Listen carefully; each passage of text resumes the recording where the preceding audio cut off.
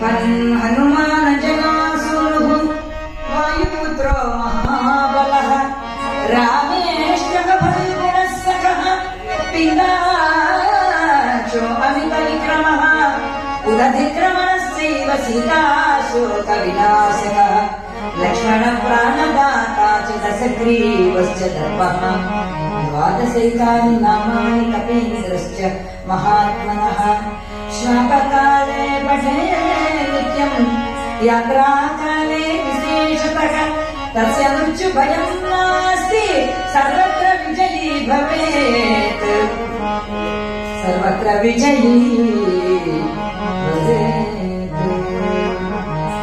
ఆంజనేయ వద గోవింద గోవింద గోవింద. భుజంతం రామ రామేతి మధురం మధురాక్షరం ఆరుష్య కవితా శాఖాం వందే వాల్మీకి కోకిలం. రామాయణము మొదటి కథ. రాముడు మనకు మానవులలో దైవంగా ఉన్నటువంటి వాడు రామచంద్రమూర్తి. అందువల్ల ఆ రామనామాన్ని, ఆ రామ చరిత్రను మొదటి కథగా, మొదటి పురాణంగా మనకు అందించినటువంటి వారు మహనీయులైన వాల్మీకి మహర్షి. అందువల్ల ఆ మహానుభావుడు చెప్పినటువంటి రామ ప్లస్ ఆయనము, రాముడు నడిచినటువంటి మార్గము వినాలి. రాముడి ప్రతి మాట, ప్రతి కదలిక, ప్రతి చేష్ట మన జీవితాన్ని బాగు చేసేది. ప్రతి ఒక్కరికి ప్రతి నిమిషం కూడా ఒక పాఠాన్ని చెప్తూ ఉంటాడు. రాముడైనా, రామునితో ఉన్నవారైనా, అది సీతమ్మైనా, లక్ష్మణుడైనా, ఆంజనేయుడైనా, సుగ్రీవుడైనా, ఎవరైనప్పటికీ కూడా అటువంటి సీతా లక్ష్మణ హనుమత్ సమేత రామచంద్రమూర్తి పాదాల విందాలకు ఒక్కసారి నమస్కారం చేస్తూ మరొక్కసారి మనం చేస్తూ ఉన్నా ఆంజనేయ స్వామి వారు సుందరకాండ కథాగానం. ఎక్కడ సుందరకాండ వినబడుతూ ఉంటుందో అక్కడ హనుమంతుల వారు కన్నుల వెంట భక్తి బాష్పాలు తొలగిసలాడుతూ ఉంటే ఆ భక్తులందరి మధ్యలో కూర్చుని ఉంటాటండి ఆంజనేయ స్వామి వారు వాళ్ళ ఆనందం రూపంలో. అలా కూర్చుని ఉండి ఎవరైతే రామ కథను వింటూ ఉంటారో, రామనామ స్మరణం చేస్తూ ఉంటారో, రామ సంకీర్తన నోటి వెంట అంటూ ఉంటారో వాళ్ళని గమనిస్తూ ఉంటారట ఎవరి రామ భక్తాగ్రగణ్యులు అని. అటువంటి హనుమంతుడి చూపు, రాముడి చూపు మన మీద పడడం మన భాగ్యం. అందువల్ల ఆడవాళ్ళు ఎవరైనా ఉన్నారు అంటే ఒక్కసారి ఇంటికి తాళాలు పెట్టి 1 గంటన్నర సేపు మీ కుటుంబం కోసం కేటాయించండి రామ సేవ. నాకు భక్తి ఉందండి, తెల్లారగానే 20 దీపాలు వెలిగిస్తాను అంటే ఏం ప్రయోజనం లేదు. నీకు భక్తి ఉంటే భగవన్నామం ఉన్న చోట నువ్వు ఉండాలి. నీకు భక్తి ఉంటే రామ కథ ఉన్న చోట నీ అడుగు అక్కడ పెట్టాలి. అందువల్ల ఇంకా ఎవరికైనా ఇంకా మా హరికథాగానం చేరకపోతే మా పిలుపుతో అందుకొని వెంటనే ముఖ్యంగా మహిళా మక్కలందరూ కూడా బయలుదేరండి. సీతమ్మ వారు లంకలో ఉన్నప్పుడు మాత్రమే ఒంటరిగా ఉంది, అంతకు తర్వాత అమ్మవారు ఎప్పుడు ఒంటరిగా లేదు. ఇవాళ సీతమ్మకు మనం సుందరకాండలో అందరం తోడుగా ఉందాం, మహిళా మక్కలను అందరం కూడా. అందువల్ల ఎక్కడెక్కడ ఉన్నటువంటి భైరీపురంలో ఉన్నటువంటి ఆడవాళ్ళు, తర్వాత ఇంకా పెద్దలు ఎవరైనా ఉన్నారు అనుకుంటే మీ మనసులో కోరిక ఏదన్నా ఉంటే ఒక్కసారి రామచంద్రమూర్తికి రామాలయంలో దండం పెట్టుకోండి బాబు. కథ ప్రారంభమవుతోంది. ఆ రామ లక్ష్మణులు అందరూ కూడా మీకు సర్వదా రక్షిస్తారని మనం చేస్తూ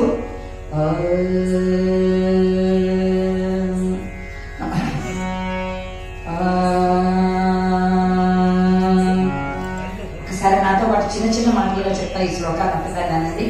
సుందరే సుందరే సుందరే సుందరే సుందరే సీతా సుందర సుందరో సుందర రామ సుందరో నైవతి హనుమాన్ మారుతాత్మజః ఆంజనేయ రథ గోవింద గోవింద. కథాగానం అయ్యేంత వరకు మీ అందరి నోటి వెంట భగవన్నామంతో ఈ రామాలయం మారుమ్రోగిపోవాలి. అప్పుడే మనం ఇక్కడ కూర్చుని ఉన్నాము. మనకెంతో భాగ్యం ఉంది ఇక్కడికి వచ్చాము. మన నోటి వెంట భగవన్నామ స్మరణంతో ఆ హనుమంతుల వారు పరవశించిపోతాడండి. ఆంజనేయ రథ గోవింద గోవింద. ఏడుకొండలవాడ వెంకటరమణ గోవింద గోవింద. సీతాలక్ష్మణ రామచంద్రమూర్తికి గోవింద. ఆంజనేయ పవనసుత హనుమానికి గోవింద. రామభక్త హనుమానికి గోవింద. పెరిగినాడు చూడరో పెద్ద హనుమంతుడు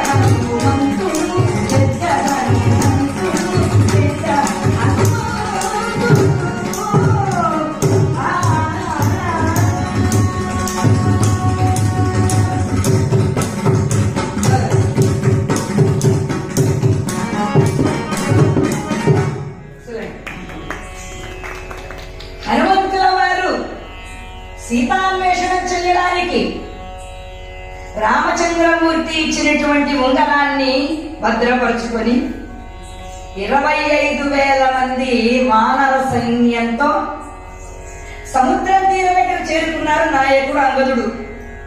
గురువుగారైనటువంటి తాతగారైనటువంటి పెద్దవారైనటువంటి ఆ జాంబవంతుల వారు చెప్పారు, ఒరే హనుమా, ఉత్తిష్ట హరిశార్దూల లంఘయస్వ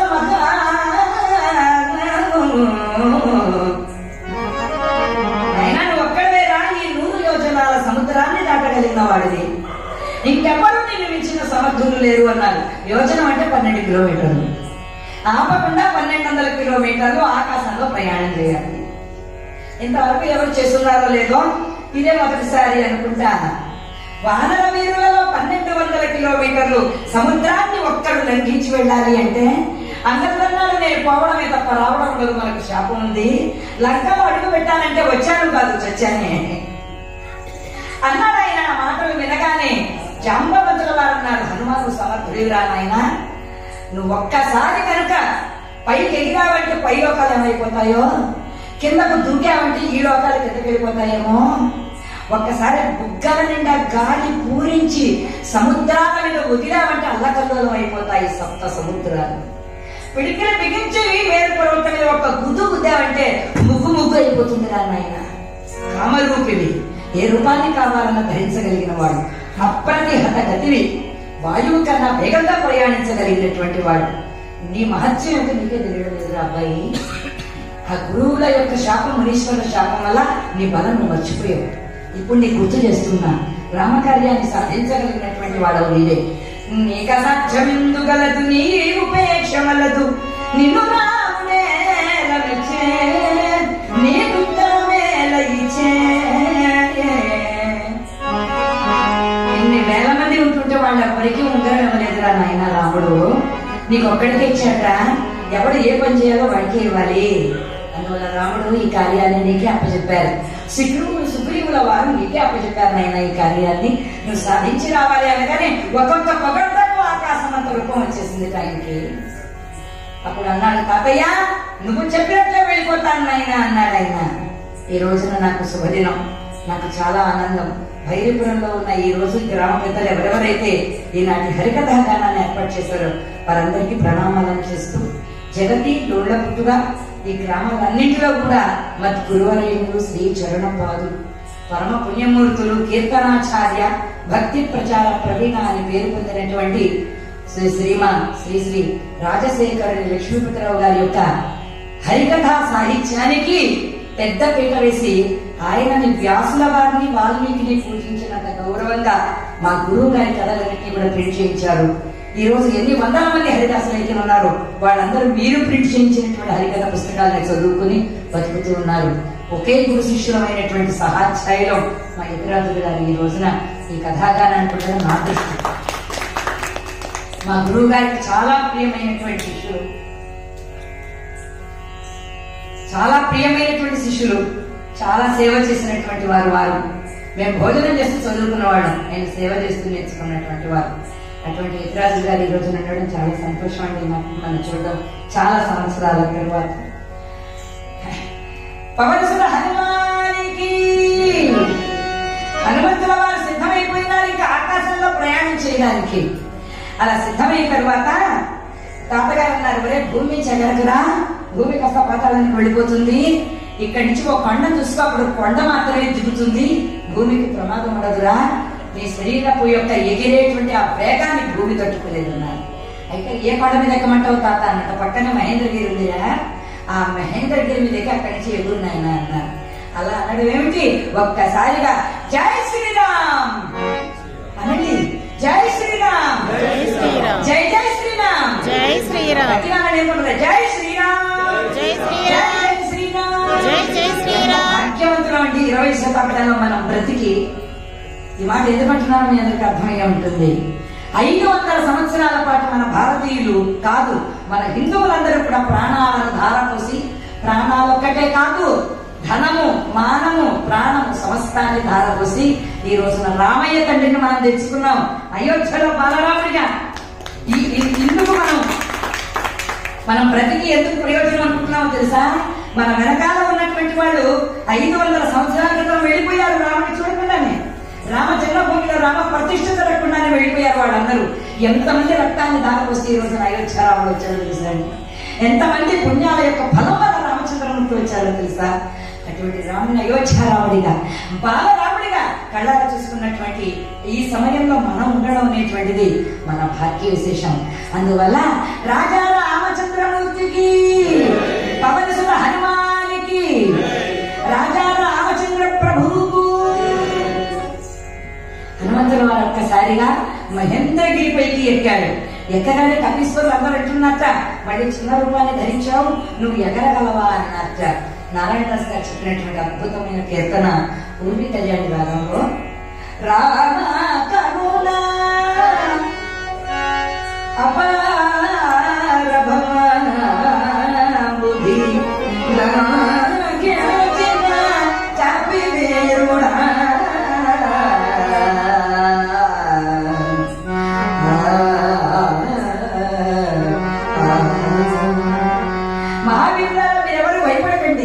సీతాదేవి తప్పక చూసి వస్తాను, ఈ సముద్రాన్ని దాటలేమోనని భయపడుతున్నారా మీరు? రామచంద్రమూర్తి కరుణ కలిగినటువంటి వాడు సంసారం అనే సముద్రాన్ని సునాయాసంగా దాటేస్తాడు. ఈ 100 యోజనాల సముద్రం అనగా ఎంత? ఎందుకంటే చిన్నప్పుడు చిన్నవాడినే ఉంటుండగానే సూర్య భగవాను పంటలకు నమిలేసన్నా ఇష్టం వచ్చినట్టు ఆ రసమళ్ళు నిలబెట్టాలే మహానుభావుని, ఆయన గురువు అయ్యారు కూడా మహానుభావుడు సూర్యుడు. అందువల్ల ఈ రోజున వయస్సులో ఉన్నటువంటి వాడిని, పెద్దవాళ్ళనైనటువంటి వాడిని ఈ సముద్రాన్ని దాటి వెళ్ళిపోయి సీతా దర్శనం చేసి వస్తాను నేను మిత్రులారా అని ఎప్పుడైతే హనుమంతుల వారు వాళ్ళందరికీ ధైర్యాన్ని చెప్పి ఒక్కసారిగా జై శ్రీరామ్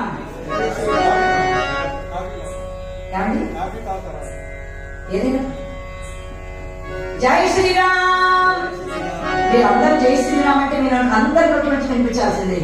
జై శ్రీరామ్, జై శ్రీరామ్. శ్రీరామచంద్రమూర్తి యొక్క నామస్మరణం చేస్తున్న హనుమన్న ఆ మహేంద్రగిరి పైన నిలబడ్డాడు. కొండ మీద కొండ నిలబడినట్టుంది హనుమానుడు. ఎలా ఉన్నట్టండి ఆయన? కొండ మీద కొండ నిలబడినట్లుగా ఉన్నట్టు ఆయన కొండ నుంచి ఎగరడానికి సిద్ధమైనాడు హనుమన్న. ఒక్కసారిగా మనసులో రామచంద్రమూర్తిని స్మరణం చేసుకున్నాడు.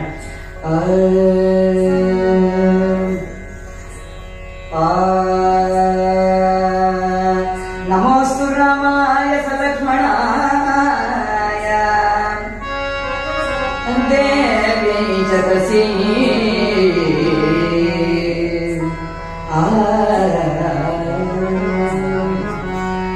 నమోస్తు రామాయ సలక్ష్మణాయ దేవి జగసి నమోస్తు రుద్రేంద్రయమానేభ్యో నమోస్తు చంద్రాయ మరుద్గణేభ్యో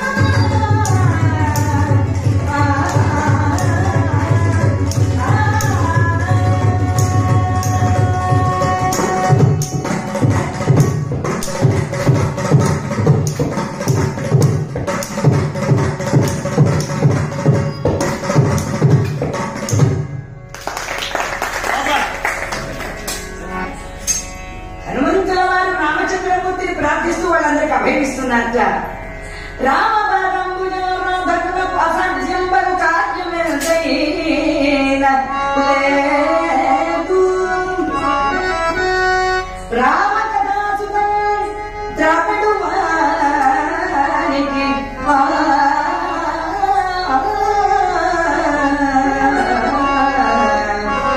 ప్రళయాగ్ని కూడా నిలవలెనదు. రామనామము బలుకు పామరుండు బృహస్పతి కన్న బుద్ధి సంపద వహించు. రామచంద్రుని ప్రేమించు వారికి ముందు బంగారు మోక్ష పదవి. రామ కార్యార్థమై పుట్టినాము మనము. రామ భక్తులకు అసాధ్యమెందు గలదు. రామదేవిని వీక్షించి రహిని వద్దు. దయను సన బిండగో రామరాసురా.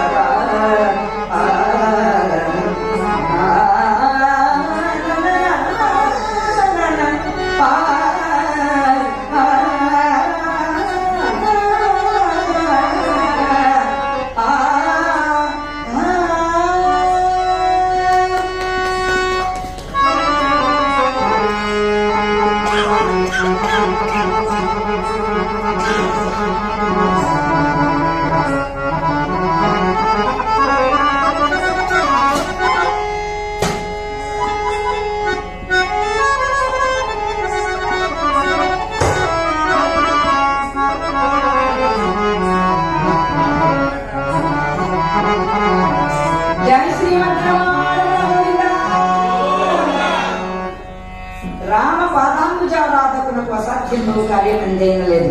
ఇది ఒక్కటి గుర్తుపెట్టుకోండి. 4 మాటలు. రామాలయంలో మనం ఎందుకు ఉండాలి, ఎందుకు రామకథను వినాలి అంటే ఈ 4 కారణం. మొట్టమొదటిది, రామపాదాల విందాలని నమ్ముకున్న వాడికి జీవితంలో వాడు తలుచుకున్న పని జరగనిదంటూ ఏది లేదు. రామపాదాంబుజారాధకునకు అసాధ్యం పోయిన కార్యం ఎందైనా లేదు. రామపాదాలను నమ్ముకున్నటువంటి వాడికి ఏ పనైనా జరిగిపోతుంది, ఎటువంటి ఆటంకాలు కూడా ఉండవు. రెండవది, రామకథాసుతం ద్రావిడు వారికి ప్రళయాగ్ని కూడా వెన్నెలగలిగాడు. రామకథలో ఏదో ఒక చిన్న కథను తలుచుకోండి, ఓ చిన్న కథనన్నా వినండి. యూట్యూబ్ లో కావాల్సి ఉన్నాయిగా, ఏదో ఒక చిన్న కథనన్నా వినండి. వాళ్లకు జరగనిదంటూ ఏది కూడా ఉండదు. ప్రళయాగ్ని కూడా వెన్నెలవల అయిపోతుందిట. నారాయణదాస్ గారు చెప్తారు. ఆదిభట్ట నారాయణదాస్ గారి యథార్థ రామాయణంలోని కథ ఇది, సుందరకాండ. ఆయన అంటారు, ఏమనంటారు అంటే ప్రళయాగ్ని కూడా, అందుకే మొదటి శ్లోకంలో ఆపదాం అపహత్తారం. రాముని ఎవడైతే నమ్ముకుంటాడో వాడికి ఆపదలు వస్తాయి. ఆపదలు మాత్రమే వస్తాయి. ఆపదలు ఎప్పుడు అపహత్తారం. ఆపదలు ఏవైతే వస్తాయో అవన్నీ కూడా నశింపజేయబడతాయండి రామభక్తులైనటువంటి వాడికి. మూడవది ఏమిటో తెలుసా, రామనామము బలుకు పామరుండు బృహస్పతి కన్నా బుద్ధి సంపద వహించు. రామచంద్రమూర్తి యొక్క నామాన్ని పలుకుతూ రాముని సేవిస్తూ ఉండేటువంటి వాడు ఏది పడితే అది మాట్లాడాడు, ఎలా పడితే అలా ఉండడు. చాలా డిసిప్లిన్ గా. నిజమైనటువంటి రామనామాన్ని పలికే భక్తుడు ఎలా ఉంటాడట, ఒక చెడ్డ మాట కానీ, ఒక చెడ్డ పని కానీ, దారిలో నిండినటువంటి మాట కానీ ఎప్పుడు రామనామాన్ని పలికేవాడు మాట్లాడుతూ చేయడు. నాలుగోది ఏమిటో తెలుసా అండి, రాముని భక్తులను ప్రేమించు వారికి ముంగొంగు బంగారు మోక్ష పదవి. రామచంద్రమూర్తి యొక్క పాదాలను నమ్ముకున్నటువంటి వాడికి రోగాలు నశించిపోతాయి. మరణ భయం ఉండదు. అంటే 10 ఏళ్ళు మంచం తీసుకోవాల్సిన అవసరం ఉండదన్నమాట. అందువల్ల రామచంద్రమూర్తి ఇహలోకంలోనూ సుఖాలిస్తాడు, పరలోకంలో కూడా రామచంద్రమూర్తి సుఖాలిస్తాడు. అందువల్ల రామ భక్తులకు జరగనంటూ ఏమీ లేదు. వానర వీరులారా, నేను ఇప్పుడే బయలుదేరుతున్నా, గగనసీమలో ఎగురుతున్నాను అన్నాడు ఆయన. అని చూస్తూ ఉండగానే తతో రావణ నీతాయాహ, ఈ శ్లోకాన్ని ఒక్కటి చిన్న మాటలతో చెప్తానండి. తతో అనండి, దండం పెట్టుకోండి ఒకసారి. మనసులో ఏ కోరుకుందో అనుకోండి. సుందరకాండకి తతో రావణ గీతాయ సీతాయ శత్రు దర్శనః అన్వేష్టం చారణ చరితే పది రామాయ రామభద్రాయ రామచంద్రాయ వేదసే రఘునాథాయ నాథాయ సీతాయాః పతయే నమః. సీతాలక్ష్మణ హనుమ సమేత రామచంద్రమూర్తికి ఇక్కడి నుంచి హనుమంతుని యొక్క సుందరకాండ ప్రారంభం. ఆకాశంలోకి ఎగిరాడు ఆయన.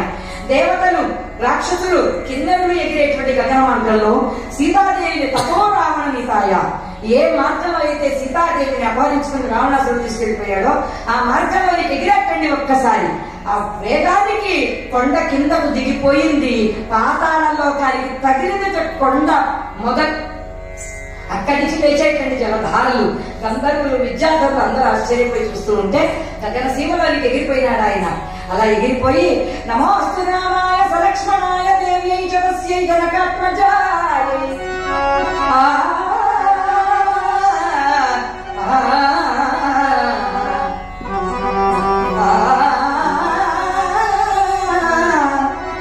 నమోస్తు రామాయ సలక్ష్మణాయ దేవ్యై జగస్యై జనకాత్మజాయ నమోస్తు రుద్రేంద్రయమానేభ్యో నమోస్తు చంద్రార్క మరుత్కణేభ్యః రామచంద్రాయ పరబ్రహ్మణే నమః.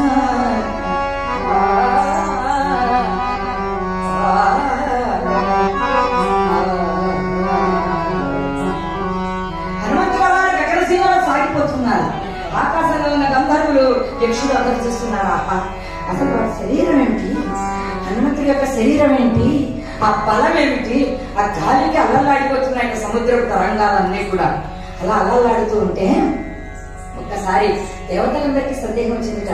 ఇంత దేహ బలమే కాదు, బుద్ధి బలం కూడా కావాలి హనుమంతుడికి. ఆ బుద్ధి బలాన్ని పరీక్షించేవారు ఎవరైనా ఉన్నారా? అనగానే సూర్యుడు అస్తమిస్తున్నట్ట. సూర్యుడు ఎక్కడున్నాడు అని అంటే అస్తమిస్తున్నాడు, పశ్చిమం వైపు ఉన్నట్టు ఆయన.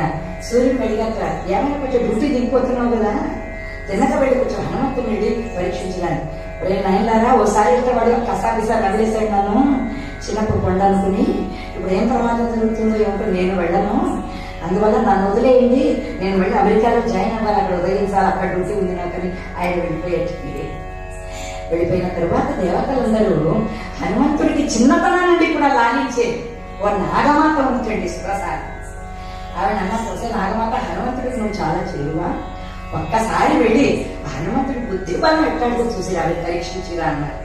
అలా అనగానే ఆ తల్లి ప్రయాణమైందండి, బ్రహ్మాండమైన రూపాన్ని కనిపేసిందితో. హనుమంతుడు ఆగకుండా వెళ్ళిపోతూ ఉంటే ఆయన మార్గానికి అడ్డంగా నిలబడిందండి. అడ్డంగా నిలబడి, ఓ హనుమా ఒక్కసారి ఆగు అందిట. ఏమిటో నాగమాత ఇప్పుడు వచ్చావేమిటి, నాతో ఆడుకునే సమయం కాదు ఇది, ఇప్పుడు ఇలా వచ్చావేమిటి నువ్వు అన్నాడు ఆయన. అనగానే, ఓ హనుమా ఆ దేవతలు పంపించారు ఆయన, నిన్ను పరీక్షించమని పంపించారు, అందువల్ల నువ్వు తలవంచాల్సిందే దేవతలకి అని అనగానే అందరికీ నమస్కారం చేశాను కదే. నమోస్తు రామాయ సలక్ష్మణాయ దేవ్యై చ తస్యై జనకాత్మజాయై నమోస్తు రుద్ర ఇంద్ర యమ అన్యేభ్యో నమోస్తు మరుత్గణములకు అర్క ఆ పైన చంద్రాదులకు అందరికీ నమస్కారం చేశాడు. అందరి దయ ఉంటేనే ఎంత బలవంతుడైనా బతుకుతాడు. గాలి లేకపోతే బతుకుతామా, నీరు లేకపోతే బతుకుతామా, అగ్ని లేకపోతే బతుకుతామా, సూర్యుడు లేకపోతే బతుకుతామా, చంద్రుడు లేకపోతే బతుకుతామా, గాలి లేకపోతే అసలే బతకలేము. అందువల్ల ఏమన్నారండి, అందరికీ నమస్కారం చేశాను కదే నాగమాత అన్నాక, కాదు కాదు నువ్వు ఈరోజు నాకు ఆహారం అవ్వాలి, రామకార్యం చేసి వచ్చి కావాలంటే నీకు అవుతాను లేదన్నట్టు. అంతవరకు ఆకలి ఆగుతుందా, నాకు చాలా ఆకలిగా ఉంది, కావున నువ్వు వెంటనే నాకు ఆహారాన్ని అవ్వాల్సిందే అని అనగానే, సరే ఇంత చిన్న రూపం పెట్టుకుంటే నా శరీరం కూడా ఎంతో, ఎలా నీకు ఆహారం అవుతానో, నీ పొట్టలో ఎలా పడతాను, కొంచెం ఒళ్ళు పెంచు అన్నట్టు. ఆవిడ నోరు పెంచినట్టు ఈయన శరీరాన్ని పెంచాడు, మళ్ళీ ఆవిడ నోరు పెంచినట్టు ఈయన శరీరాన్ని పెంచాడు. వెంటనే కేవలం ఒక మూరెడు రూపంలో మారిపోయి ఆమె గర్భంలోనికి వెళ్ళి ఆమె గర్భవలయం అంతా ఒకసారి తిరిగేసి బయటకు వచ్చి, నువ్వన్నట్టుగా నీ కడుపులోకి వెళ్ళి రమ్మన్నావు, నీ కడుపులోకి వెళ్ళి ఆహారాన్ని వచ్చాను, నన్ను దీవించవమ్మా అన్నాడు. ఆంజనేయ వద్ద గోవింద. పరమానంద భరితరాలైపోయింది నాగమాత. నీ అంత సమయస్ఫూర్తి, నీ అంత తెలివితేటలు ఉండాలా నాయనా, ఏ పని చెప్పామో ఆ పనిని సక్రమంగా అలా చేసుకొని రావాలనైనా, నీలాంటి బిడ్డలు ఉండడం చాలా అదృష్టంగా నాయన, హనుమానికి విజయవస్తు అని పంపించిందిటండి. ఆమె దగ్గర నుంచి సెలవు తీసుకుని మైనాకుడు అనే పర్వతరాజు ఉన్నాడు, వాళ్ళకి రెక్కలుండేవి కొండలకి, ఆ రెక్కలను నరికేశాడు వజ్రాయుధంతో. ఎవరండి? దేవేంద్రుల వారు. అప్పుడు చిన్నవాడు ఈ మైనాకుడు ఎగరలేక బాధపడుతూ ఉంటే అప్పుడు వాయుదేవుడు తీసుకొచ్చి ఈ సముద్రంలో వచ్చాక వెళ్ళి రక్షించు అని. ఈ రోజున పెద్ద పర్వతం అయిపోయాడు ఆయనే మైనాకుడు. అందువల్ల అప్పుడు సముద్రుడు అన్నట్ట, నీ ప్రాణాలు కాపాడిన వాయుదేవుడు వారి కుమారుడు వస్తున్నాడు, చెమటలు కారిపోతున్నాయి, కాస్త వెళ్ళి ఒక క్షణం వచ్చి నీ మీద విశ్రాంతి తీసుకోమనమని అనగానే అప్పుడు పైకి లేచేటండి ఆయన. అనేక నీటి జంతువులతో, బంగారు గనులతో, రత్నాల యొక్క వెలుగులతో లేచేటండి పైకి. ఎవరు? ఆ మైనాక పర్వతరాజు. అలా లేవగానే వేరే వెంటనే హనుమంతుల వారిని చూసి ఆతిథ్యానికి రమ్మనగానే ఇప్పుడు సమయం కాదయ్యా, మళ్ళీ ఎప్పుడైనా నేను వస్తానని చెప్పి వేరే వెంటనే హనుమంతుల వారు అక్కడ నుండి ఎగిరిపోయి మార్గలక్ష్మణులు సింహిక అనే పేరు కలిగిన రాక్షసులండి. అదేం చేస్తుందంటే నీళ్లలో నీడ పడుతుంది. ఆకాశంలో పక్షి కానీ ఏదన్నా పెడితే కింద నీడను పట్టి లాగితే పైన ఉన్నది వచ్చేస్తుంది రెండు కిందకి, నీడను లాగితే పైన వచ్చేస్తుంది. దాన్ని చంపి తినేస్తూ ఉంటుంది సింహిక. అలాగే హనుమంతుడి నీడ పట్టి లాగిద్దండి. హనుమంతుడికి అర్థమైంది, మా రాజు సుగ్రీవుడు ముందుగానే నాకు చెప్పాడు, అందువల్ల ఈ రోజు దీని పీడ ఎవరికీ లేకుండా చేయాలని చెప్పి ఆ సింహికను చీల్చి చంపేశాడండి హనుమంతుల వారు. జయ ఆంజనేయ వరద గోవింద.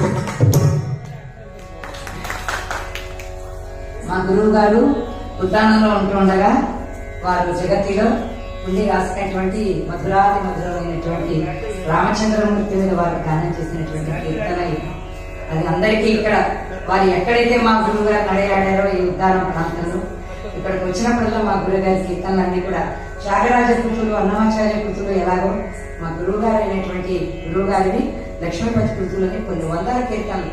వారి కీర్తన పాడని హరిదాసి కాదు, పాడని హరిదాసు లేనే లేడు, అందులో ఎటువంటి సందేహం లేదు. పవనసుత హనుమానికి, రామభక్త హనుమానికి. తిన్నగా 1200 కిలోమీటర్లు ఉన్నటువంటి సముద్రాన్ని దాటి త్రికూట పర్వతం అనే పేరు కలిగిన 3 కొండలు ఉన్నాయట. బంగారు కొండ, వెండి కొండ, ఇనుము కొండ. ఆ 3 కొండల మీద వెళ్ళి వాళ్ళేటండి ఆయన నిలబడి లంకానగరం కనబడుతోంది. సువర్ణ లంక. సవతి సోదరుడైనటువంటి సవతి అన్నగారు కుబేరు ధనాధిపతి ఆయన చావగొట్టి ఆ లంకంతా అయింది. అందువల్ల కబ్జా చేశాడు అనమాట రావణాసురుడు. ఈ రోజు మాట్లాడాలి, ఆ రోజు కూడా ఉన్నాయి కబ్జా. అన్నగారు అయినటువంటి ఆ కుబేరుడిని చావగొట్టి ఆ లంకా నగరాన్ని, ఆ పుష్పక విమానాన్ని అన్ని కూడా సొంతం చేసుకున్నాడండి.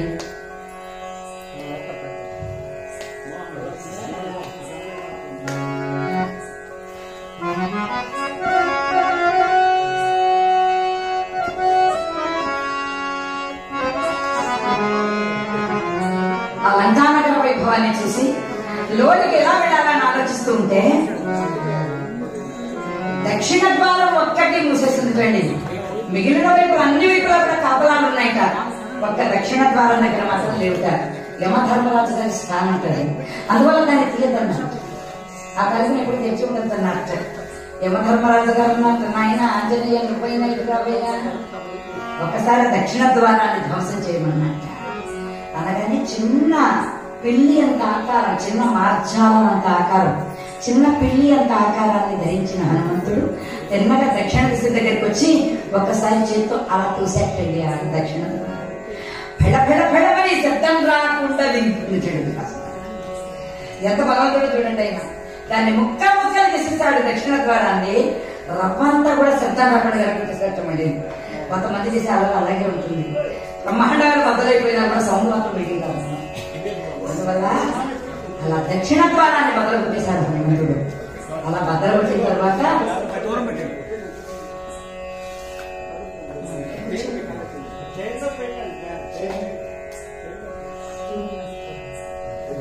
ఎప్పుడైతే దక్షిణ ద్వారాన్ని ఆయన బద్దలు చేసేసాడో ఇంకేమన్నాడండి, హనుమంతుడి యొక్క కార్య సాధన ప్రారంభమైంది. బిడ్డలు అంటే అలా ఉండాలన్నమాట. తల్లిదండ్రులకు ఆనందాన్ని కలిగించేవాళ్ళు అయి ఉండాలి, లోకానికి ఉపకారం చేసేవాళ్ళు అయి ఉండాలి, కార్యాన్ని సాధించే పిల్లలు అయి ఉండాలి అన్నమాట. ఎలాగానంటే చాణక్యలాడు. ఇంకో 10 ఏళ్ల తర్వాత, ఇంకొక 5 ఏళ్ల తర్వాత చాణక్య మన చక్కన మన భైరిపురం వాస్తవ్యుడు, ఉద్దానం వాస్తవ్యుడు అబ్బాయి అనగానే అంత చెప్పుకునేంత పేరు వస్తుంది అనమాట. ఆ 5 ఏళ్లలో ఇంత మంచిగా విద్య రావాలి. నేను చెప్తున్న అర్థమైంది కదా, తెలుసు. అంత విద్యావంతుడు కావాలి. అందువల్ల 35 మార్కులతో ఆగిపోతుందా మన చదువు, 100 మార్కుల్లో పెడుతుందా అన్నది మనం తెలుసుకోవచ్చు. ఇప్పుడు 35 మార్కులే వచ్చాయి, ఇంకా 65 మార్కులు సాధించాలి. అందువల్ల ఆ విద్యలో నిత్య కృషి వరకు కావాలి కళాకారులు అంటే. ఏ రోజు ఆ రోజున సాధన ఉంటేనే పలుకుతుంది, లేకపోతే పలకని అంటుంది అనమాట. అందువల్ల పిల్లలు అనేటువంటి వాళ్ళు తల్లిదండ్రులను ఆనందింపజేయడానికి, ఉద్ధరించడానికి కొంతమంది పిల్లలు ఉంటారు. మేము ఒకసారి తిరుపతి నుంచి కాళహస్తి డ్యూటీ పెడుతుంటే ఓ అమ్మగా ఎక్కే ఏకంగా 12 మంది పిల్లలతోటి బస్సు ఎక్కింది. అమ్మా ఎవరమ్మాయి పిల్లలంతా, అమ్మా నాయన ఏమైనా అట్లా అన్నారంటే, నువ్వేమో టీచర్, మేము పిల్లల్ని ఏమన్నా కాళహస్తి చూపించడానికి తీసుకెళ్తున్నామేమంటే, మీ మొక్కలు కనిపించడం లేదా, ఈ పిల్లలందరూ నా పిల్లలే, నా ముక్కు వాడిదే, నా నోరు వాడిదే, నా కళ్ళు వాడిదే, నా జుట్టు వాడిదే, అన్ని బాగా ఉన్నాయి, వాళ్ళు చేసి అలా చూడండి. ఒక రకంగా పక్కమ్మాయి ఐస్ క్రీమ్ నాకేస్తున్నాడు ఒకడు, వెనకాల ఉన్న బిస్కెట్ ప్యాకెట్ తినేస్తున్నాడు ఒకడు, ఇంకొక హ్యాండ్ బ్యాగ్ లాగేస్తున్నాడు ఒకడు, ఇంకొకటి ఏకంగా పోయి డ్రైవర్ సీట్ లోనే కూర్చున్నాడు. నేను మిమ్మల్ని కాళహస్తి తీసుకెళ్ళి కైలాసానికే తీసుకెళ్తానంటున్నట్టు వాడు. ఎవరైనా నువ్వు తోడబట్టి నిజంగా కాళహస్తిలో కదా కైలాసానికి పోతాం మనం అందరూ కూడా. ఇట్లా రారా నాయన అంటుంది వాళ్ళ అమ్మ. ఈ లోపల బయటకు ఒకటి పరిపోతున్నాడు, నాయన కావాలంట, అర్జెంట్ కావాలంట, వాళ్ళ నాన్న కావాలట. ఈ లోపల కండక్టర్ చేయబట్టుకుని తీసుకొచ్చాడు. అమ్మా ఎవరి పిల్లాడమ్మా ఈ పిల్లాడు బస్సు నుంచి దిగి పారిపోతున్నాడు. నాయన మావాడే, నేను అందరికన్నా ఆఖరి వాడు, 12వ వాడు, ముద్దులు కొడుతున్నాయన. ముద్దులు పట్టిపోను 12 మందిని తీసుకొని కాళహస్తి తీసుకొని కష్టాలు వాళ్ళు చేయాలని వెళ్తున్నావా? దేనికి వెళ్తున్నావు? కార్తీక మాసం సోమవారం దేవుడి చేత దండం పెట్టించినావని అని అన్నాడు. ఆ తల్లి 12 మంది పిల్లలు తీసుకెళ్తావా? వాళ్ళు చూడు ఎంత అల్లరి చేస్తున్నావో. ఒక్కడు ఒక్కొక్క రావణాసురుడిలో ఉన్నాడు, వాడు అంత అల్లరి చేస్తున్నారు. ఈ 12 మంది పిల్లలు తీసుకెళ్ళిపోతే 60 మందిని ఇంట్లో వదిలేసి 60 మందిని తీసుకెళ్ళచ్చు కదా, నీకు ఎందుకు ఇంత కష్టమని. నీలాంటి వాళ్ళు అలా అంటారని 12 మందిని ఇంట్లో వదిలి సగం మందినే తీసుకొచ్చాను నేను. ఇంకా 12 మంది ఇంట్లో నాకు మహాతల్లికి కలిగురా తల్లి అవార్డు నీకు ఇస్తాను అమ్మా, ఎప్పుడన్నా ఇస్తే ఒకవేళ ఆంధ్రప్రదేశ్ లో నీ అంత పిల్లల్ని కలిగిన వాళ్ళు కన్నవాళ్ళు ఎవరన్నా ఉంటారు. ఎంతమంది సంక్షేమాలు ఉన్నది కాదు పిల్లలు, ఎటువంటి పిల్లలు ఉన్నారు, సత్సంతానం ఎంతమంది ఉన్నారు ఉన్నది. అది ముఖ్యం కదా. అంజనీదేవిని చూసి వాళ్ళందరూ అనుకుంటున్నట్లు దేవతలు ఏమిటా పరాక్రమం అనే లోపల ఏం జరిగిందండి? అక్కడికి వచ్చిందండి ఎవరు? లంకిణి అనే పేరు కలిగిన లంకా నగరాధిదేవత. అది వస్తూనే హనుమంతుడి వీపు మీద ఒక్క గుర్తుకు తిరిగే ఏకంగా మనవాడు చీమ దోమ అలా తింటున్నా చూడండి, మనం అలా చూపిస్తున్నట్టు హనుమంతుడు వారు కాస్త అయ్యో వీడు అసలు ఇంత చిన్న కొట్టు మరొకటి పడిపోయి చచ్చి ఉడుకునేది, ఇంకా చచ్చిపోలేదు, ఇంకా బతికే ఉన్నాడే ఈ వానరుడు అని తోకబెట్టుకుని పైకి లేపి నిజా ఎందుకు వచ్చావు ఇక్కడికి? నువ్వు మంచి మంచి పళ్ళు ఉన్నాయి, మంచి మంచి కాయలు ఉన్నాయి, కోతులం కదా, కాస్త తినాలనిపించింది అన్నాడు. అరే బందర్ అందుకండి రామచరిత్ర మానసులు అంటారు తులసీదాస్ గారు. రే బందర్ అందుక, బందర్ అంటే హిందీలో కోతి అనమాట. కోతి అనగానే కొండంత కోపం వచ్చింది హనుమంతుడు వారు. ఏయ్ నన్ను బందర్ అని అంటావా అని హనుమంతుడు ఒక్కసారి పిడికిలు పిలిచి దాని వీపు మీద ఒక్క వేపు వేసేటండి. మరి లేవలేదు లంకిని. ఓ మహావీరుడా ఓ రామకింకరా నా మనవి వినో దానవ కుల భయంకరా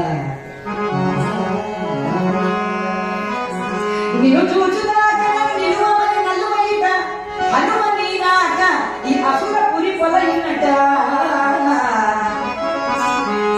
ఓ హనుమ, నువ్వెవరో తెలిసిపోయింది. నాకు బ్రహ్మగారు చెప్పారు, ఎప్పుడు ఒక్కరు వానరుడి చేతిలో ఓడిపోతావో అప్పుడు ఈ లంకా నగరానికి చేతి మూడినట్లే రావణాసురుని ఇంకెవ్వరు కూడా రక్షించలేరు.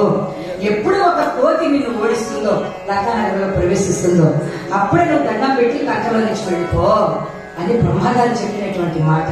అందువల్ల ఓ మహావీరుడా, ఓ రామకార్య దురంధరా, నాకు అర్థమైపోయింది హనుమ. అందువల్ల నువ్వు చెప్పినట్లుగా నేను వెళ్ళిపోతున్నా. సీతమ్మ లంకలో ఉంది, ఒక్కసారి నువ్వు వెళ్ళి అమ్మవారిని వెతికి నువ్వు దర్శనం చేసుకో. ఆ అమ్మవారి ఎక్కడుందో, ఏ వీధిలో ఉందో, ఏ సందులో ఉందో, ఏ గొంతులో ఉందో కాస్త చెప్పవే అన్నట్ట. అది మాత్రం మార్గం నేను చూపించా, వెతుక్కోవడం నీవుంది. పురుగు హరికథాగారాన్ని పెట్టించారు ఆనందంగా, అంతవరకు వారి వంతు పెట్టించారు. పెట్టించడం వరకు వారి వంతు, ఆ ఫలితాన్ని అందుకోవడం మన వంతు అన్నమాట. లంకిని అదే లేదా, సీతమ్మ వారి లంకలో ఉంది, నువ్వు చూడాలనుకుంటే నువ్వే వెళ్ళాలి, నేను వెళ్ళిపోతున్నా అని అక్కడ లంకిని అదృశ్యమైపోయింది, ఆమె పని అయిపోయింది. అలా అయిపోగానే వెనువెంటనే హనుమంతుల వారు ఎక్కడ లేనటువంటి ధైర్యంతో చిన్న రూపాన్ని దాల్చి ఆ రోజు నిండు పౌర్ణమి, ఆ నిండు పౌర్ణమి నాడు హనుమంతుల వారు చంద్రుడు కూడా తోడుగా వస్తున్నట్టు ఆయనకి. అలా తోడుగా వస్తుంటే రామ నామగాన స్మరణ చేస్తూ ఆ మహానుభావుడు తిన్నగా లంకా నగరంలో సీతాన్వేషణం ప్రారంభించారు. జై శ్రీమద్ రమారమణ గోవిందా.